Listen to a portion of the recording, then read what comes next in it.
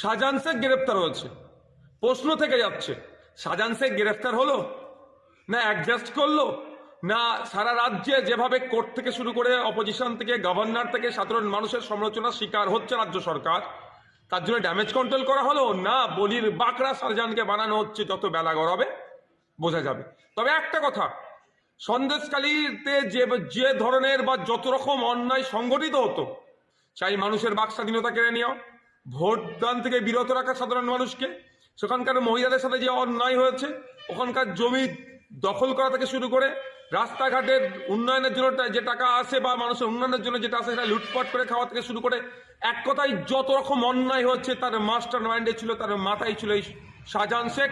আর এদের হ্যান্ডস হিসাবে শিবু, উত্তম আরো যারা আছে তারা এগুলোকে বাস্তবায়ন করতো। আজকের অ্যারেস্ট হওয়ার পরে সন্দেশকালীন মানুষ কিছুটা হলো স্বস্তির নিঃশ্বাস পেয়েছে। এখন প্রশ্ন আমার